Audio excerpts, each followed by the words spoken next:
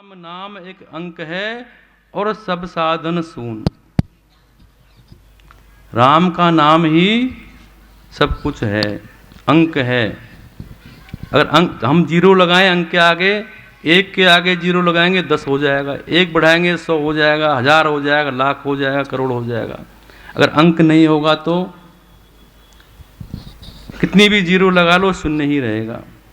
तो भगवान का नाम अंक है, वो अंक हमारे पास होना चाहिए, तभी उसमें वृद्धि होगी, तभी 10 गुना 100 गुना 1000 गुना बढ़ेगा।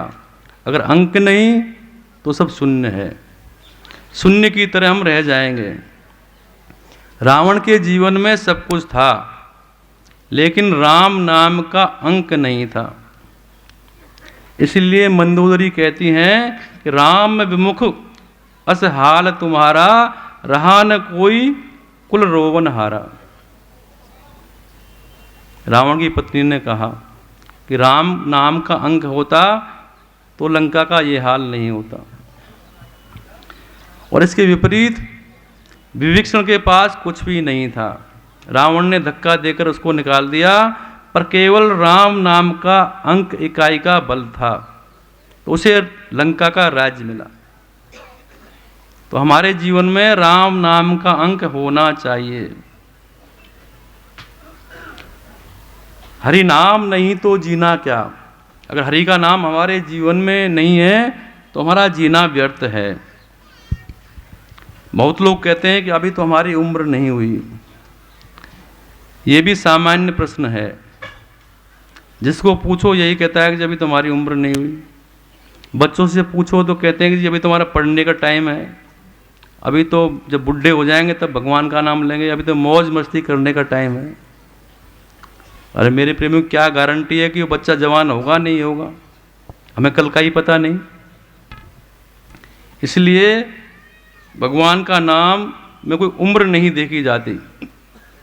हम तो कहते हैं कि बाल्य अवस्था में ही भगवान का नाम लेना शुरू कर देना चाहिए।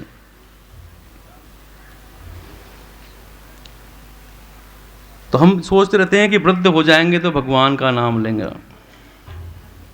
बालापन में खेला खाया, बचपन तो खेलने कूदने में निकल जाती है, बालापन में खेला खाया और जवानी में हलाका। पहले के टाइम पे नौकरी वोकरी नहीं थी तो किसान करते थे खेती, तो कहते हैं कि बालापन में खेला खाया और जवानी में हलाका, वृद्ध भये तब माला लेनी, राम जी थारा भी मन रखा। भगवान का मन रखने के लिए वृद्ध अवस्था में माला पकड़ लेते हैं, पर माला होती नहीं।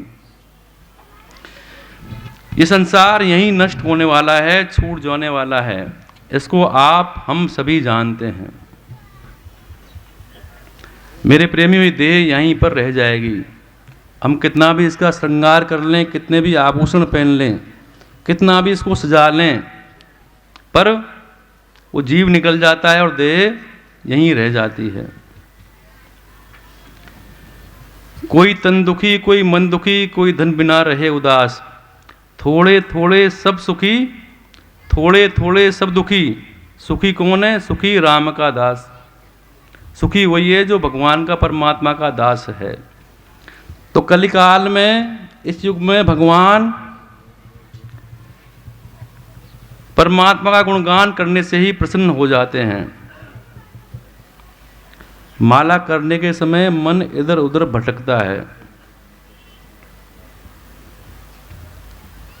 ऐसा हमसे भी लोग कहते हैं। मैंने बताया आपको कि माला करते टाइम हमारा मन भटक जाता है, कि स्वामी जी इन पर नोट गिनने में हमारा मन एकाग्र रहता है। एक नोट की गलती नहीं हो सकती। अगर हम नोट गिनेंगे तो बड़ी सावधानी से गिनेंगे, वहाँ मन नहीं भटकता हमारा बिल्कुल भी।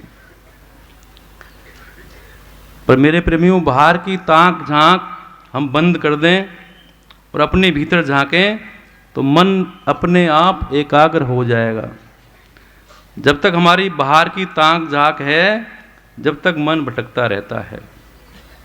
जो हमें प्राप्त हुआ है परमात्मा से प्राप्त हुआ है, और उसे परमात्मा को ही देने में हमारी भलाई है। हमें बहुत थोड़ा समय मिला है, जिसे हमें प्रभु के गुणगान में लगाना चाहिए। तो जीवन, मैंने बताया कि सब जानते हैं, आप लोग गुणी हैं, ज्ञानी हैं, कि जीवन 2 दिन का है। ऐसा संत महापुरुष भी कहते हैं, अपने पदों में, अपने भजन में भी ये गाते हैं कि जीवन 2 दिन का है, इसका आप सदुपयोग कर लें, सदुपयोग करें। क्यों? प्रभु के स्मरण के बिना इस जीव का कल्याण नहीं। जहां राम तय सबोई समाजू, बिन रघुवीर अवध नहीं काजू। भगवान के नाम के बिना कुछ है नहीं। हम एक को पकड़ लें, हमारे अंदर भटकना है। कभी राम जी के पास जाएंगे, कभी कृष्ण जी के पास जाएंगे, कभी नारायण के पास जाएंगे, कभी हनुमान जी के पास जाएंगे, कभी देवी के पास जाएंगे, कभी एक गुरु के पास जाएंगे, कभी दूसरे गुरु के पास जाएंगे। तो मेरे प्रेमी, उससे मिलने वाला नहीं है। हम एक को पकड़ लें, एक कई साधे सब सधे। हम एक को साध लेंगे तो सब सध जाएगा।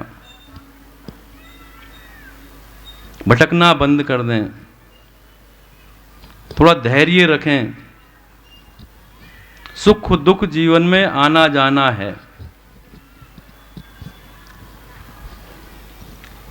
एक राज्य था, उसके राजा ने एक प्रदर्शनी लगाई, नुमाइश। उसमें प्रवेश करने का एक ही रास्ता था, फाटक, और एक निकलने का। और उसके अंदर अनेकों अनेक आकर्षक वस्तुएं रखी हुई थी, जो इंसान देख के उसका मन ललचा जाए। जिस चीज को देखे वही मोहित हो जाए। लेकिन छूट थी इसमें कि जो वस्तु आपको पसंद है वो मुफ्त में मिलेगी, पर एक वस्तु ही मिलेगी। फ्री मिलेगी, पर एक वस्तु मिलेगी। आपको जो पसंद हो उस पर हाथ रख दें, वो आपको दे दी जाएगी। तो उसमें प्रवेश करने वाले लोग बहुत तरह की वस्तुएं पसंद करते, ये भी ले लूं, ये भी ले लूं, ये भी ले लूं, जो फ्री मिल रही थी। लेकिन मन महसूस कर रह जाते बेचारे कि भाई एक चीज लेनी है, यहाँ नियम है कि एक चीज फ्री मिलेगी।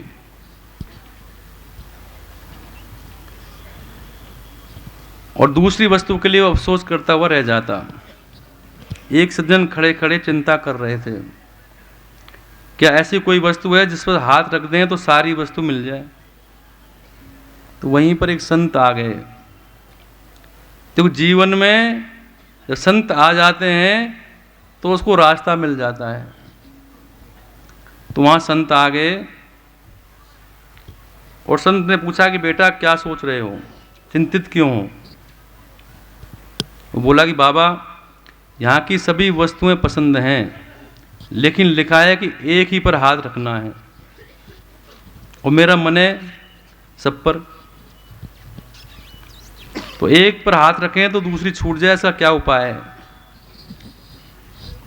महात्मा ने कहा कि बेटा, एक ऐसी वस्तु है इस नुमाइश में जिस पर हाथ रख दे तो सब मिल जाएगा। बोला कि कौन सी वस्तु है? वो महात्मा बोले कि जो सबका मालिक यहाँ राजा बैठा है उसी के ऊपर हाथ रख दे। उसने जाकर राजा के ऊपर हाथ रख दिया। राजा ने कहा मेरे ऊपर हाथ क्यों रखा भाई तुमने, मैं तो यहाँ का राजा हूँ। वो बोला कि मुझे तो आप ही पसंद हैं, एक चीज पसंद करने के लिए बोली है तो मैंने आपको पसंद कर लिया। तो राजा ने कहा कि भाई मैं कोई वस्तु थोड़ी हूँ जो मुझे पसंद कर लिया। तो उसने कहा कि बैनर में तो नहीं लिखा कि राजा को छोड़कर कहीं और हाथ रखना, आपने लिखा तो नहीं कहीं, मैंने आप पर ही हाथ रखा है और आप ही मुझे पसंद आ गए हो। मेरे प्रेमियों, राजा को मान जाना पड़ा। ऐसा नियम नहीं कि राजा को छोड़कर किसी वस्तु पर हाथ रखा जाए तो नहीं मिलेगी। राजा ने कहा कि ठीक है, मैंने तो आपकी बात मान ली, मैं आपके साथ चल रहा हूँ।